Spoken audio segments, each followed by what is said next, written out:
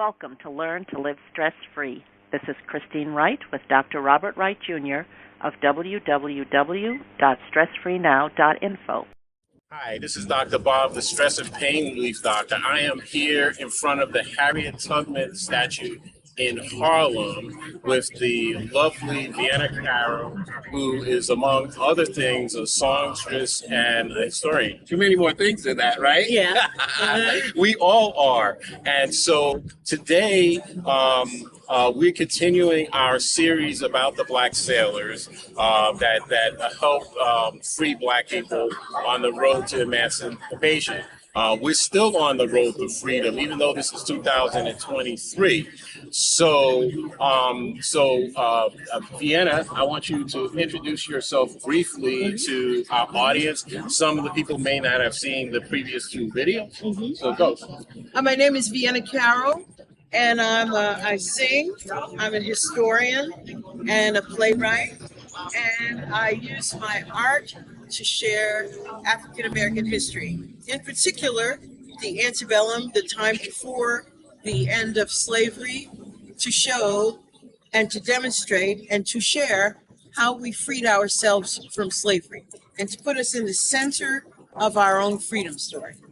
Okay, so Vienna, explain to our audience why that matters and why that's important and why that had not happened in the past. Why does the narrative need to be corrected?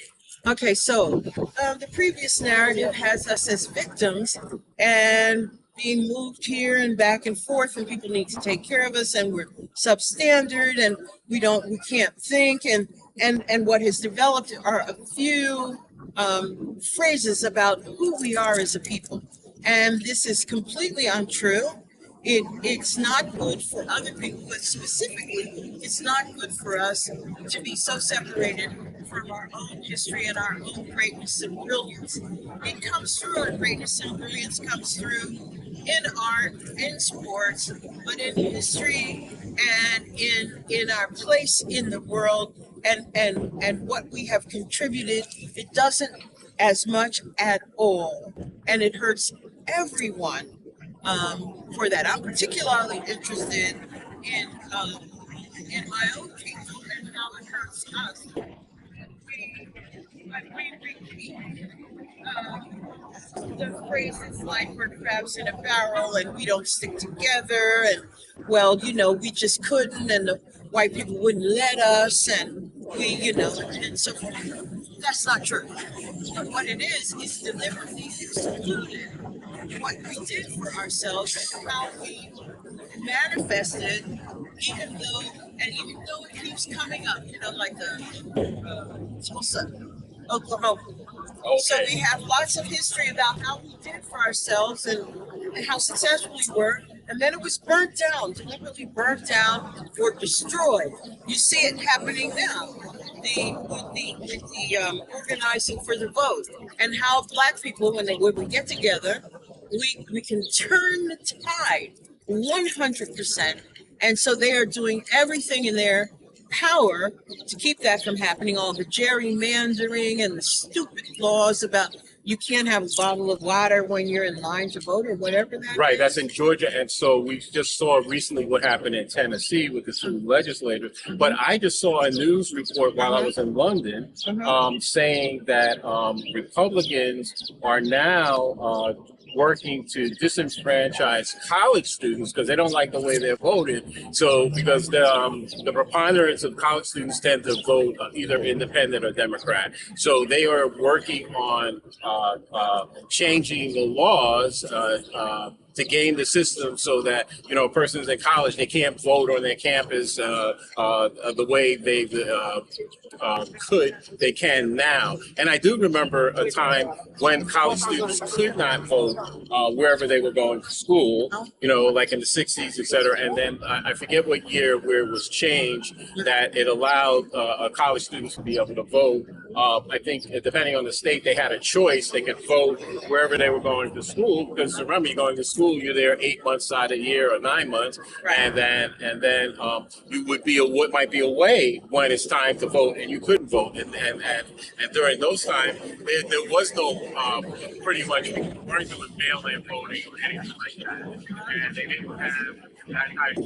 So on today's show, I would like to talk about the role that music played in on the road to freedom, because when I saw you present at the Metropolitan Museum of Art, you mentioned work songs, you mentioned hymns, and you talked briefly about the important role of gospel music in the church. So tell our audience how music informed the emancipation process. Okay, so coming up, I had, the old songs in the Black church.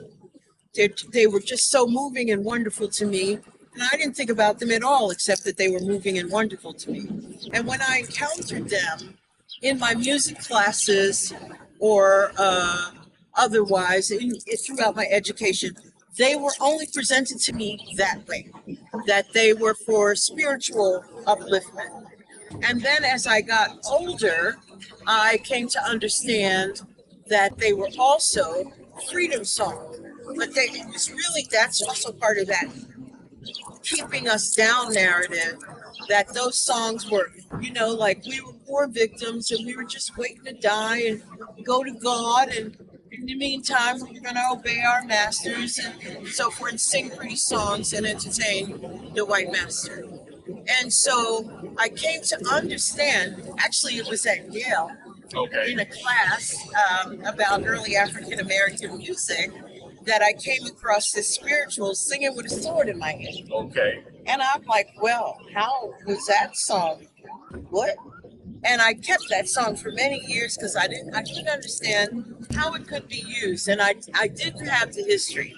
And then I did discover the history in the York Historical Society, my hometown, about us freeing ourselves. I also discovered that was probably a cane song. So they would, when they were harvesting. She's saying cane, sugar cane. Sugar cane, right. Harvesting the sugar cane.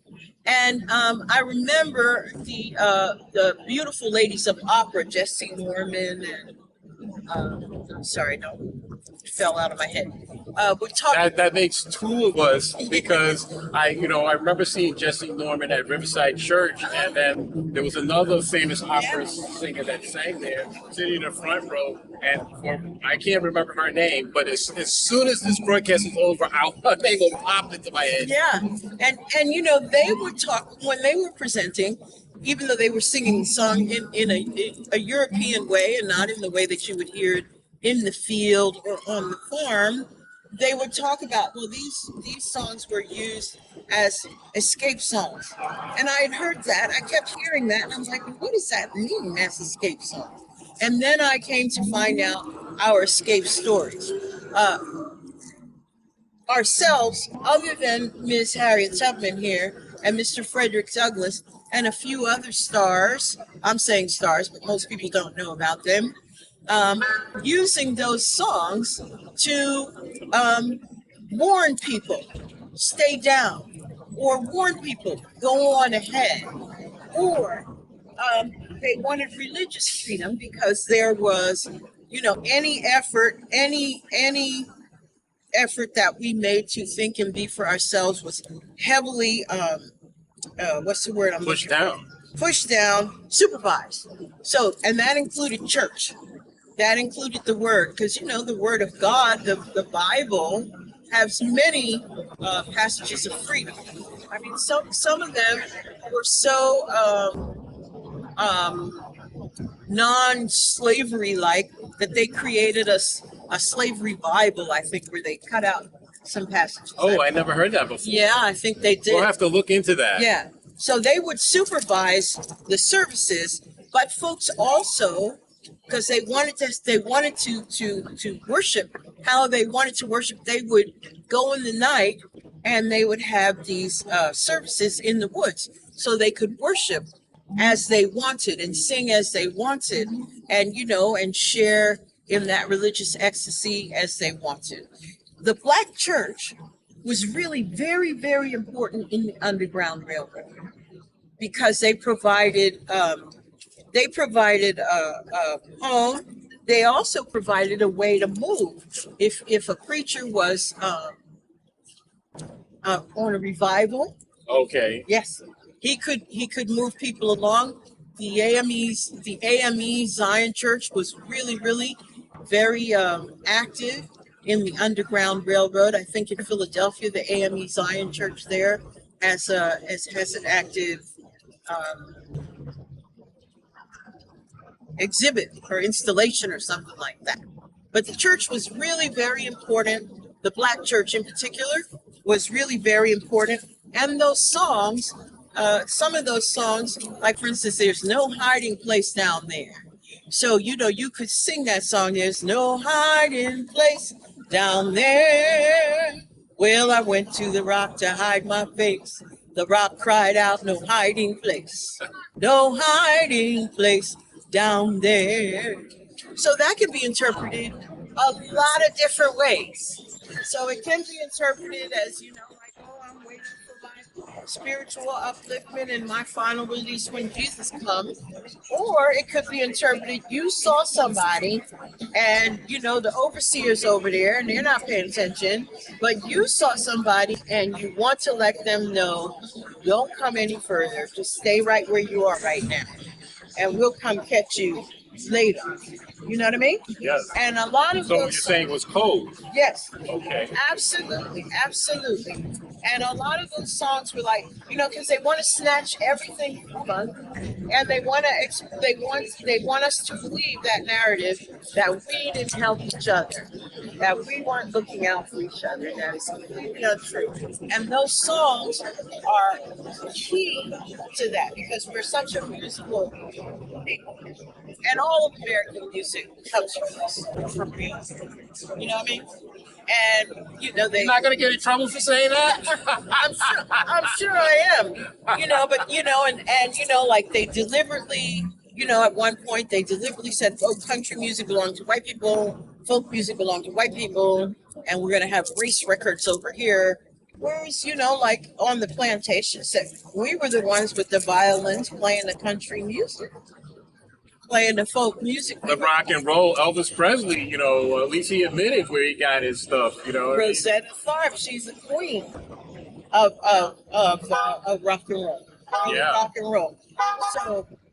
So the music has always been. Music is a foundation for us, and very, very important in our story and our how we get along and go along and keep going, and especially that early black music was really essential to our.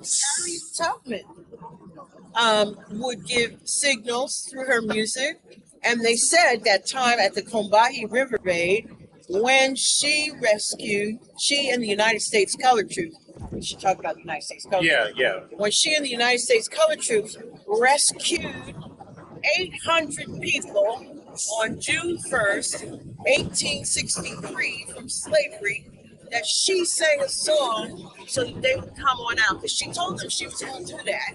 They didn't believe her. So she sang the song and they came running with their half-cooked hunks of rice and their chickens under their arms and the children. And they were so anxious and excited. They almost sank the boats that were trying to get them to the ships where the United States Colored Troops were. But she sang the song and she was able to help bring order so that they could have an orderly retreat from having destroyed Confederate plantations and supply lines, and they rescued 800 people that night. Combahee River Raid, that's in South Carolina. Okay, so as we wind down today's show, what I'd like you to do is connect the dots for our audience about compare and contrast the Underground Railroad to the role that the black sailors played. So many people know about the Underground Railroad, but very few people have ever heard of the black sailors. So give us some kind of sense of the magnitude compared to the Underground Railroad the black sailors played, especially in the South. So we know a lot about the Underground Railroad, and the Maritime or Water Underground Railroad is a relatively new research area. This book is a wonderful book, Sailing to Freedom, several essays, and they talk about how they believe that the Maritime Underground Railroad was even more important than the Underground Railroad in terms of helping people get to freedom. Because when people were on the water, the dogs couldn't chase them, and the sailors could hide them, and et cetera, et cetera. So more is coming out about this, and it's very, very exciting to be in this time when we're finding out how important black sailors were to our freedom story, and to add that missing chapter in our Underground Railroad story. So I want to ask you this question as we move towards the end of this interview. Where would be places where the black sailors took them? So, for example, I know Nova Scotia, there's a large black community. And so here's a tip, audience, that you probably don't know. The game of hockey was started by black people in Nova Scotia. Yeah. Do a Google search, and when I showed that information to some hockey fans, their mind was blown. They had no idea that the sport that they love, was black people that founded that sport. Now, what is the question you asked me? I'm getting ready. Oh, okay. Okay, so the sailors, where would they take it? Would they take people to Maine? Would they take people to Rhode Island? Would they take people to New York or to Canada? Where would they take them? They took them everywhere. They would take them to New York. They would just go right over the line into Philadelphia. Across the Mason-Dixon line? Yeah. Oh, okay. Right over the line into York and Columbia. George Washington, the woman that was enslaved by George Washington, her name was Ona. She ended up in Portsmouth, New Hampshire.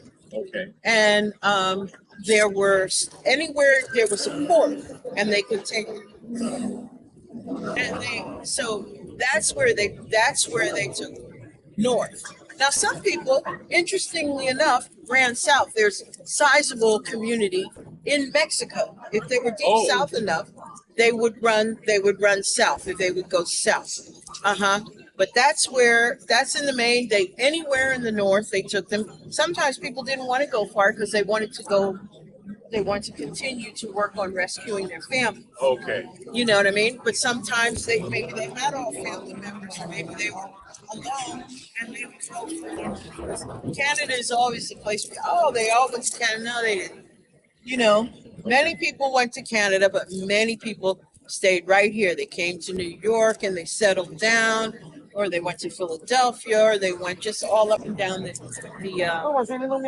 East Coast. I have a friend in New Hampshire, and I did a sea music festival last year there in Portsmouth. They have an African burial ground in Portsmouth, New Hampshire.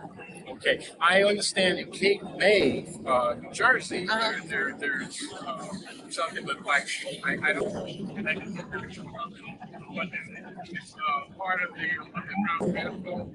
Cape May. I've never been to Cape May, so this is going to happen. And so, audience, as you can see, we're in New York City, where the noise level can be excruciating sometimes. But before we end, I want to flag you on this. Reggie Lewis, who was the first African American to do a $1 billion plus leverage buyout, his daughter and wife had founded a museum in Baltimore called the Reggie Lewis Museum. And that is a must see. That should be required for all public students, school students in the United States to see what is in that museum. I went down to that museum thinking that it was going to be a tribute to Reggie Lewis and his life and his career. You know, he went to Harvard Law School, etc. No, there were just two small panels with Reggie Lewis, and but the exhibit is on the tragic 400-year history of enslavement. And before we go, I just want to have this conversation with you about the word enslavement versus calling someone a slave, because I never use the word slave because that is a pejorative objectification of a person, and this is how they do stuff to us. It's like I never say blacks, I say black people.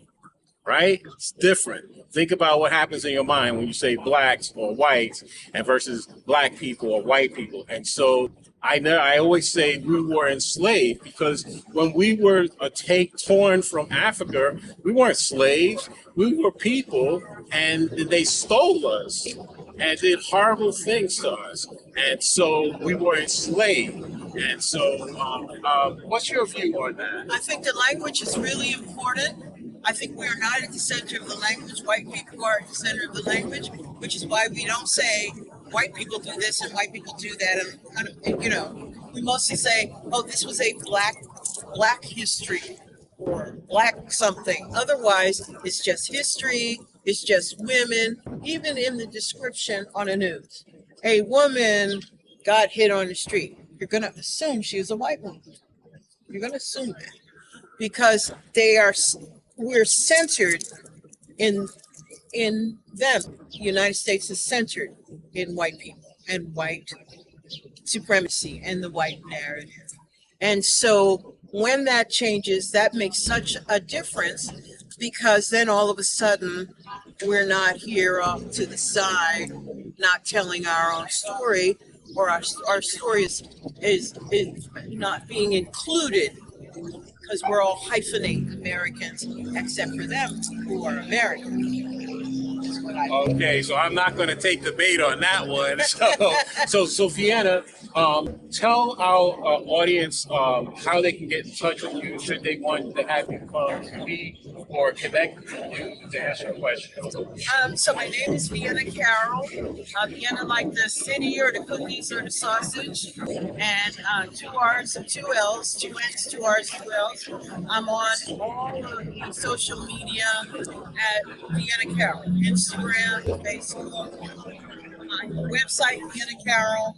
I have another website, Vienna Carroll Music. I have project-based websites, and you can find me really pretty easily. Hope you'll come and visit me, and I hope to hear from you and discuss these things with you, sing about these things with you, talk to you about how we freed ourselves from slavery.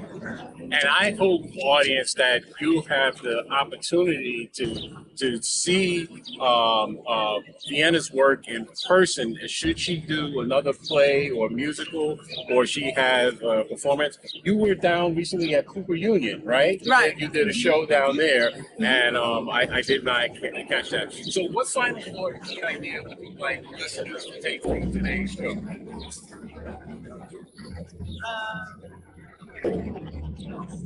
We freed ourselves from slavery. It's all American history. There's no hyphenate history. Although they try and make it hyphenate history and that ours is extra, and the contributions of people who are not white people are extra and aside, and that's not true. And it all needs to be included so that we have a whole idea of our whole identity as Americans, and we can all be lifted up out of the guilt and shame of white supremacy. Well, Vienna, I want to thank you for that, and I am so glad that we were able to do this in person instead of on a Zoom call. So give me a hug, because you're in person, and you're not an avatar. She's not an avatar, and this is the beauty post-COVID that I want you to consider, to get out there and see people you haven't seen. I was just in Wales, and I saw friends that I hadn't seen in 10 years. I couldn't believe the last time I saw them was California. So I know that you have people in your world, in your orbit, that you haven't seen in 5 years, 10 years, 20 years, 25 years. And so I want you to consider that human beings are touch creatures. So you saw that I gave her a hug, and so our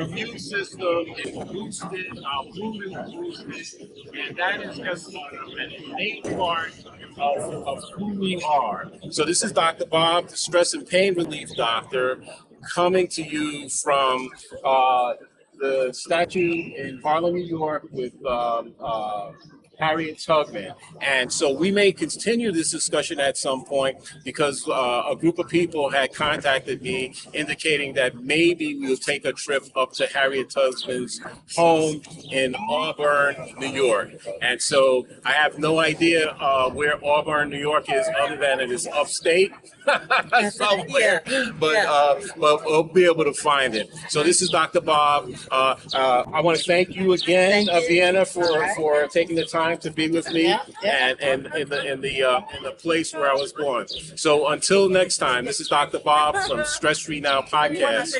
Be safe and be well.